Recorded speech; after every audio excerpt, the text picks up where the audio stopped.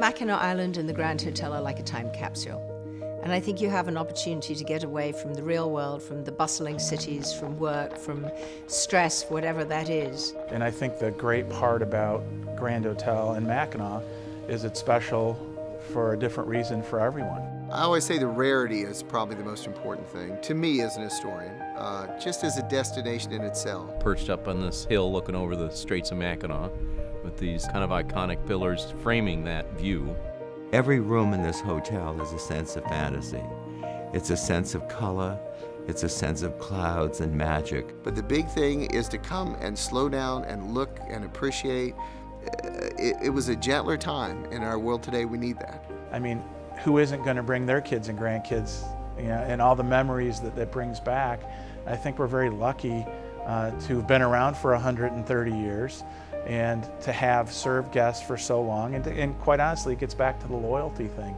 The Mussers are loyal people, the employees are loyal to the Mussers, and our guests are very loyal to Grand Hotel and really to the Musser family. To me, that's love. Like, I want you to come back to somewhere special with me. And for us to make a connection and for us to recognize each other, I think that's a form of love. Treating everyone as if they are your guest, literally in your home, and believing that and respecting that. And how do you do that if you're not friendly and care about people? There were a lot of large wooden hotels built during the late Victorian and early Edwardian period that are long gone now.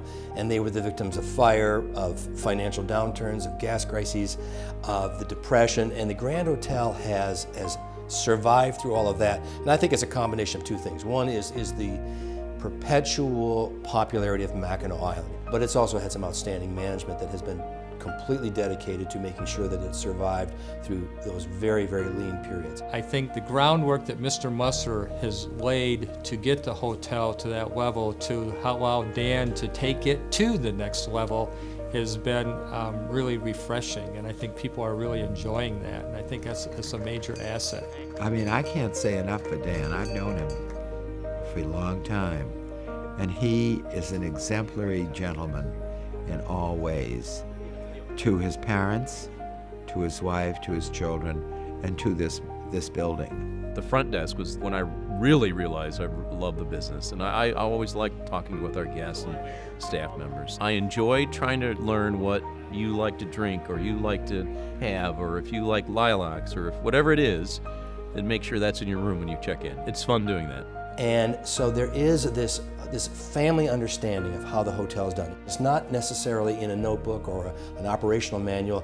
It is, from my perspective, one that is an understanding that family has on how you treat your guests, how you run your property, and it's one that always emphasizes excellence and taking care of the guests, number one.